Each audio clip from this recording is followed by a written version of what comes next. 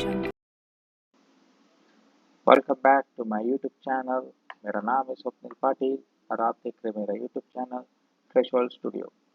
Today we are going to see how to construct estimate pipe culvert का estimate हम कैसे बनाते हैं। लास्ट वीडियो में मैंने कुछ पाइप कलवर्ट का एस्टिमेट अपलोड किया है उसका वीडियो, लेकिन उसमें वॉइस नहीं, तो मैं इस समय अभी उसका वॉइस आपको रिकॉर्डिंग के साथ में आपको बता रहा हूँ। तो सबसे पहले हमें पाइप कलवर्ट का बेसिकली कुछ जानकारी चाहिए, जबकि हर सिविल इंजीनियर को तो पता ही पाइप कलवर्ट क्या रहता है। काफ़ी इजी पाइप कलवर्ट होता है। पाइप्स रहते हैं, उसको सीमेंट की कवरिंग रहती है, हेड वॉल रहती है और ये भी उसके हेड वॉल ही रहती है। तो हमें सबसे पहले देखना है कि मेरा जो भी एक्सेल के शीट्स है उसमें आपको सब जो रेड जो दिखेंगे वो आपको इनपुट वैल्यू डालना है और बाकी के सब वैल्यू ब्लैक कलर में आपको ऑटोमेटिक कैलकुलेटर हो जाएंगे। मैं देखिए अभी यहाँ पे मेरे रेड वैल्यू काफ़ी कम है और ब्लैक वैल्यू देखिए कितने, मतलब मेरा बहुत इजी आपको आ रहा है। तो सबसे पहले मैं आपको दिखाता हूँ। ये देखिए, ये पाइप कलवर्ट का क्रॉस सेक्शन एरिया, उसकी विड्थ मैंने 7.5 रोड की विड्थ ली है। अगर रोड की विड्थ ज़्यादा होगी तो आप ज़्यादा भी ले सकते हैं। ये VR रोड या डिस्ट्रिक्ट VR गाँव का रोड होगा, इसलिए 7.5 मीटर का मुझे बनाने के लिए बोला था सर ने, तो मैंने बना के दे दिया उन्हें। मैंने सोचा आपके लोगों के लिए भी अगर काम आ सकता है तो आप लोग भी बना सकते हैं। उसी तरह उसका टॉप की जो हेड वॉल की विड्थ है वो भी मैंने यहाँ पे दी है। पेविंग स्लैब का थिकनेस दिया, ये जो पाइप के ऊपर जो बॉक्स की हाइट रहेगी उसका भी थिकनेस दिया मैंने। ये सब आपको ये ड्राइंग बना लेने की, और ड्राइंग बनाते समय काफ़ी इजी ड्राइंग बनने की, हार्ड ड्राइंग नहीं बनाने की। ड्राइंग्स अच्छी दिखनी चाहिए, इससे हमें कोई लेना देना नहीं, ड्राइंग समझनी चाहिए, खाली इतना ही आप देखें। ये देखिए ड्राइंग एकदम इजी बनाइए। ये देखिए ये हो गया लेफ्ट साइड का, ये हो गया टॉप हेड वॉल, ये हो गया बॉटम की इंसर्ट गए,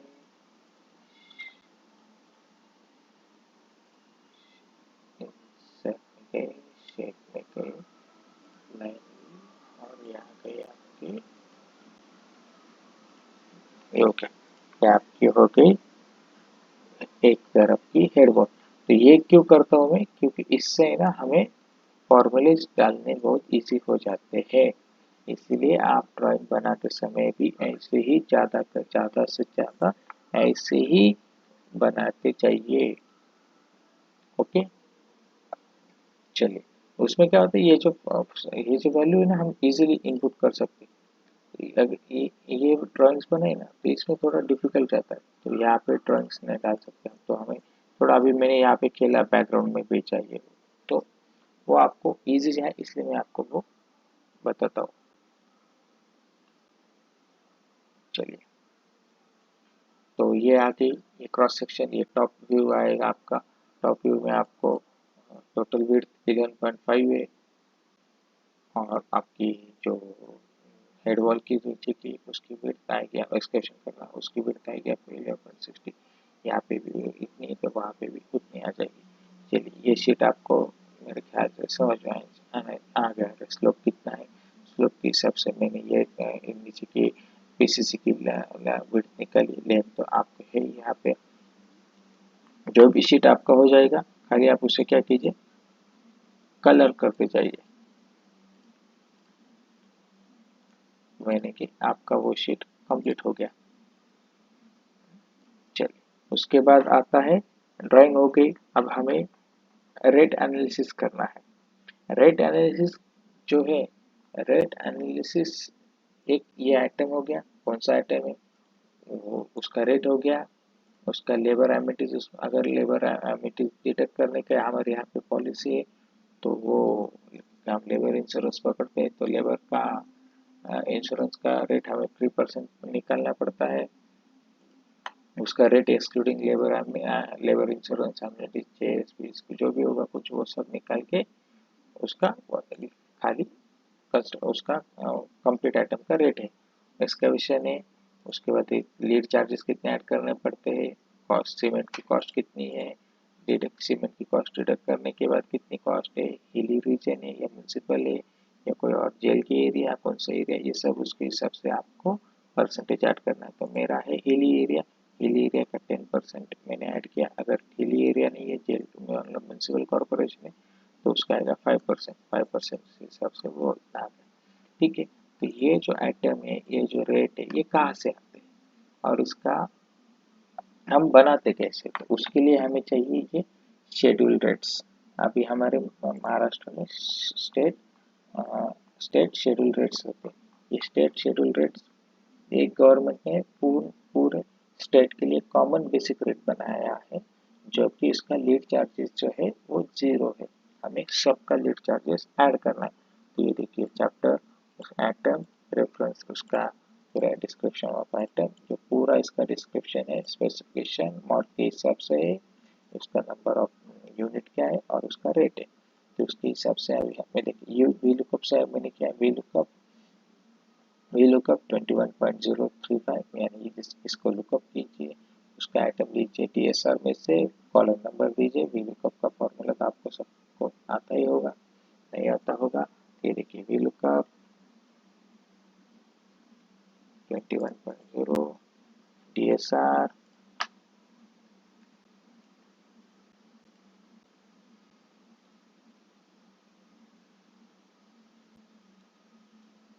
डीएसआर में से 2 नंबर का लेना है, 2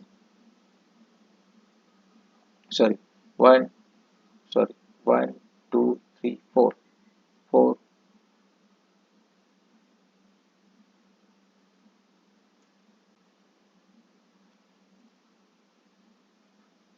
ये कुछ तभी बीच ही हो रहा है, लास्ट वीडियो में भी ऐसा हो रहा है, बीच से क्यों कलेक्ट कर रहा है। अच्छा बीजी से मैंने दिया, ओके ठीक है। तो इसका ये वी लुकअप दिस, ये पूछता है हमेशा लुकअप वैल्यू 21.04 कहाँ देखना है, हमें देखना है डीएसआर, कहाँ से देखना है,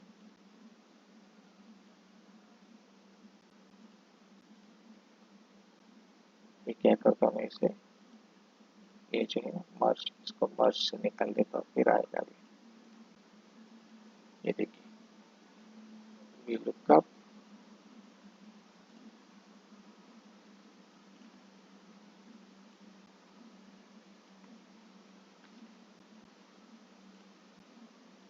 का कौन सा टेबल एरे हो गया, कॉलम इंडेक्स 1 2 3 3 हो गया 0, एंटर आ गया। अगर मैं 21.02 किया तो ये आ जाएगा। ये सब आपको वी लुकअप पे आना है। ये उसी तरह यहाँ भी वी लुकअप से सेम ये वैल्यू डीएसआर में फाइंड कीजिए, फिर उसका रेट यहाँ पे मिल जाएगा। उसी तरह मैंने सब एक रेट का किया है।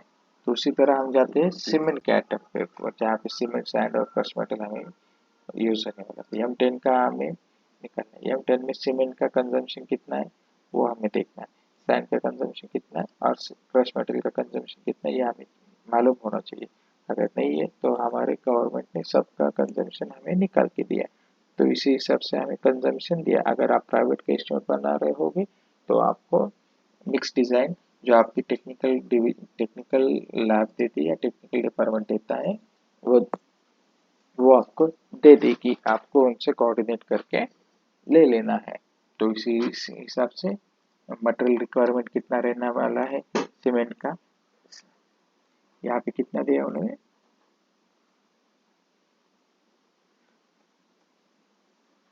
यहाँ क्या सीमेंट कंजम्पशन, सैंड का कंजम्पशन और क्रश मेटल का कंजम्पशन, लीड चार्जेस, जो लीड चार्जेस है, ये लीड चार्जेस हमें जो मैंने पहले स्टार्टिंग में बताया था कि 0 लीड पकड़ते हैं। जो भी रेट है डीएसआर का, ये जो रेट है ये 0 रेट है, मतलब सीमेंट और सैंड और जो भी मेटल है वो वहाँ वो मान लो जहाँ पे क्वारी है, मान लो मुंबई में क्वारी है या दिल्ली में क्वारी है, सीमेंट का दुकान दिल्ली में, तो दिल्ली उसमें दुकान का रेट बोल रहा है, उसमें लोडिंग का नहीं, अनलोडिंग का नहीं, डीजल का नहीं, गेट चार्ज, ट्रांसपोर्ट कुछ भी रेट नहीं, तो हमें वो रेट ऐड करना चाहिए।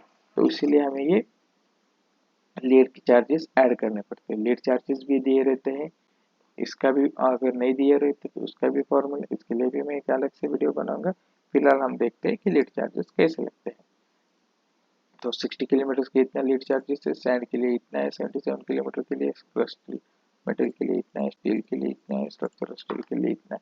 ये सब लीड चार्जेस हमें यहाँ पे ऐड करने, कहाँ पे, यहाँ पे, और उनको कंजम्पशन से मल्टीप्लाई करना है। ये सब कंजम्पशन से मल्टीप्लाई करने के बाद हमें इनकी टोटल करनी है, जो हमें बेसिक रेट में ऐड करना है आफ्टर एक्सक्लूडिंग लेबर इंश्योरेंस। तो उसका आ गया उसके अमाउंट ये 4457.47। अभी हमें इसमें क्या करना है, जो सीमेंट है, सीमेंट के ऊपर पर हमें हिली एरियाज के ऊपर हमें रेट नहीं लगाना है। तो हम क्या करते हैं, सीमेंट का, क्योंकि हमें वहाँ पे सीमेंट मिल जा रहा है, लेकिन सैंड और वो हमें नहीं मिल रहा है, क्योंकि सैंड और वो सब हम बाहर से आ रहा है क्रश, वहाँ पे सैंड में कोई दुकान नहीं। अगर सीमेंट का भी दुकान नहीं रहा तो हम सीमेंट भी वहाँ से नहीं ये करेंगे, सीमेंट भी हम निकाल लेंगे। तो उसका भी हम निकालेंगे, तो हमारा रेट देखिए बढ़ गया। बस ऐसा ही करना है, यहाँ भी निकाल लीजिए, यहाँ भी निकाल लीजिए, ओके, यहाँ भी निकालिए, यहाँ भी निकाल लिया।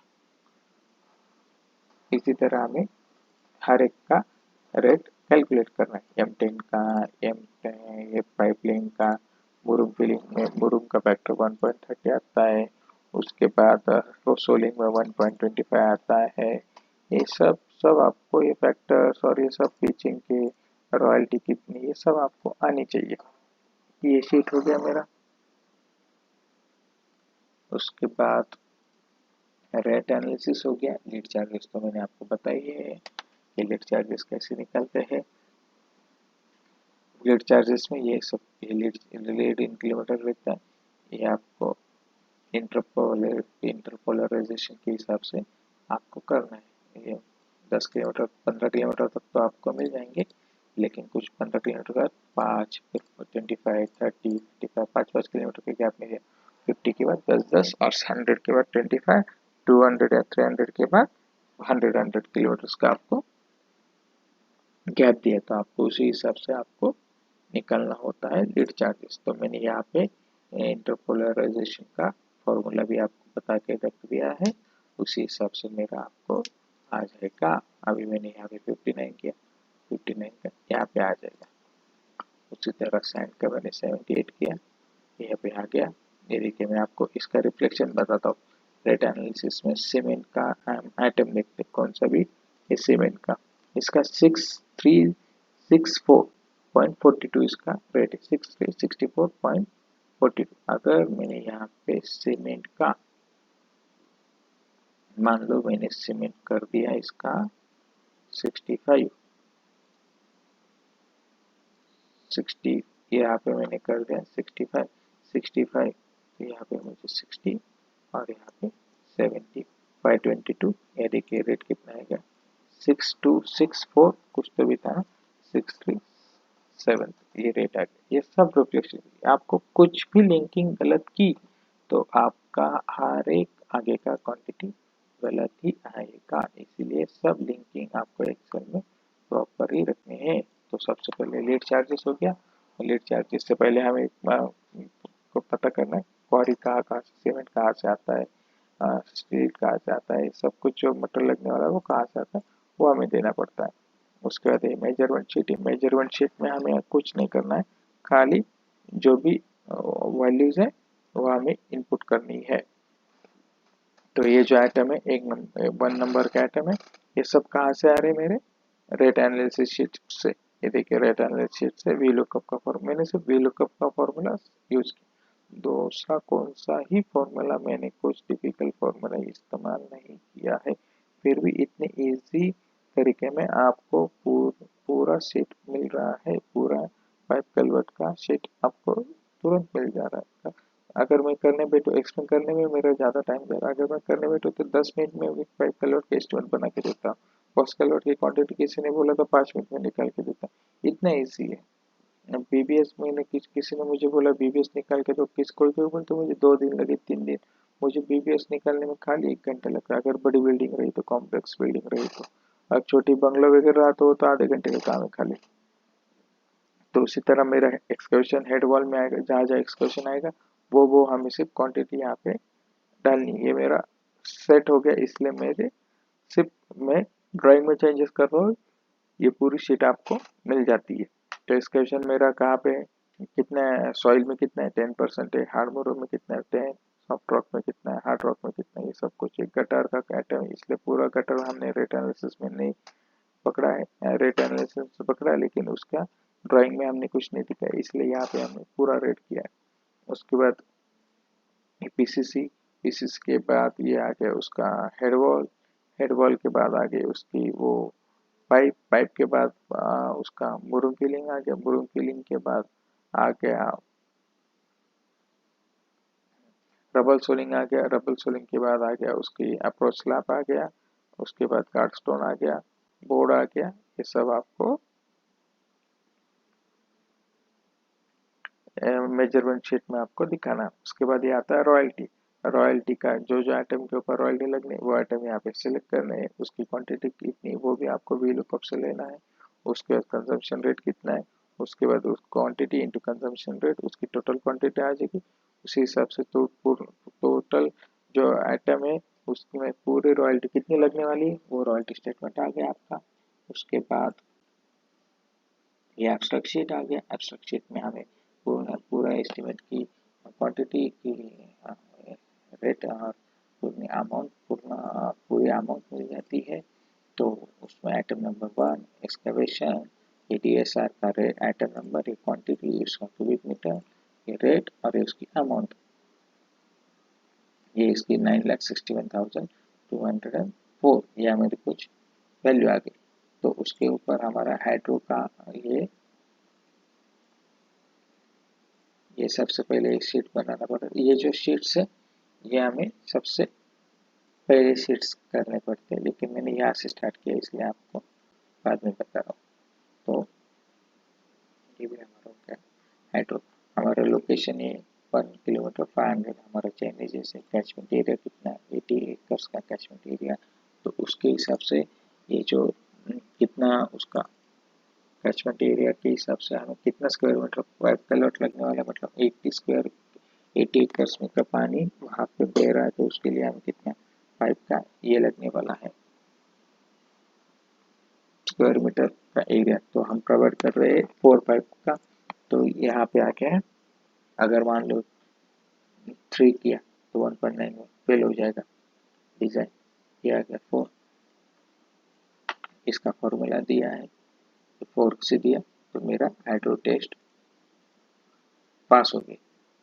ये आर एस है रिकैप्सुलेशन शीट, उसमें हमें वर्क पोर्शन का जो रहता है उसके बाद एस के क्वालिटी टेस्ट के लिए, उसके बाद कॉन्टिजेंस, उसके बाद एज पर लॉ। हमारे इंडिया में 18% हमारे कंस्ट्रक्शन के ऊपर हमें जीएसटी लगता है, किसी कंट्री में अलग लगता है, तो इसीलिए मैंने ये यहाँ पे नहीं, यहाँ पे as per countries law G D general prescription है।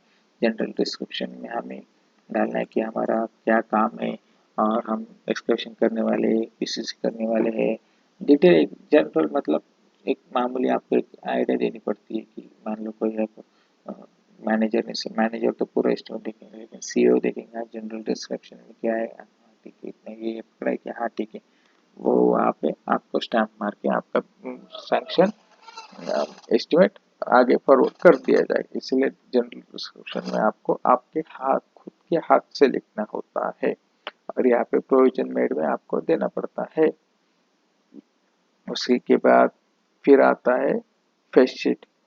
फेस शीट में आपको ये देना है एस्टिमेट का कौन से ईयर में बना रहे, डिवीजन कौन सा है, सब डिवीजन कौन सी है। मान लो डिवीजन यानी कौन सा प्रोजेक्ट है, सब डिवीजन यानी कौन से प्रोजेक्ट मैनेजर या कौन से चैनेज में आता है, या कौन से जो भी आपने प्रोजेक्ट को डिवाइड किया होगा वहाँ पे एस्टिमेट कौन सा एस्टिमेट का सैंक्शन है, आउटवर्ड नंबर है इनवर्ड नंबर जो भी कौन से फंड से एनएचआर खुद बन रहा है या कॉन्ट्रैक्टर के फंड से या कोई दूसरे फंड से, ये प्राइवेट का हो गया, गवर्नमेंट का हो गया, तो गवर्नमेंट के अलग अलग हेड रहते हैं, फंड्स के हेड रहते हैं, उसमें से आपको फंड्स का हेड देना पड़ता है, उसके बाद आपको डिपार्टमेंटल हेड भी देना पड़ता है।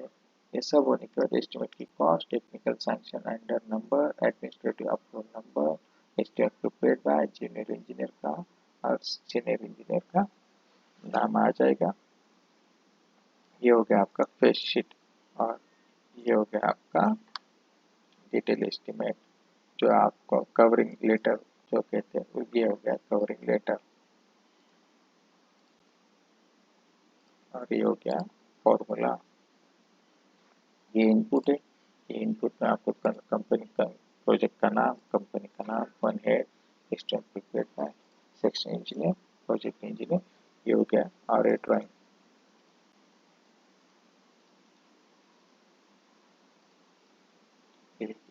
मेरा एस्टिमेट तैयार। और ये शेड्यूल भी जो हमें टेंडर के वक्त हम पुट अप करते, अपलोड करते हैं टेंडर पे, ये मैंने अपलोड किया, इतनी क्वांटिटी है, ये स्पेसिफिकेशन है, ये आप मुझे, ये मैंने अपलोड किया, इसके हिसाब से टेंडर आ जाएंगे। अभी इसमें क्या है, ये मैंने रेफरेंस लिया है, रेफरेंस नहीं, ये बैक एंड की वैल्यू से, ये 21.5 मैंने ये यहाँ से लिया है, एब्स्ट्रैक्ट से लाया है, 1 सीरियल नंबर 1 का, उसकी ये वैल्यू है। और इस वैल्यू को मैंने यहाँ पे इस्तेमाल किया है डीएसआर के लिए, डीएसआर में 21.04 देखिए और उसका स्पेसिफिकेशन क्या वो देखिए, ये सब वी लुकअप, आप देखिए सब वी लुकअप है, दूसरा कोई सा भी फॉर्मूला मैंने इस्तेमाल नहीं किया है। 11,34,221 का मैंने टेंडर निकाला है, एग्जीक्यूटिव इंजीनियर या जो भी है सर, उनकी साइन एंड दैट्स फाइनल। तो ये आपको इस तरह से आपको सर को रिप्रेजेंट करना है।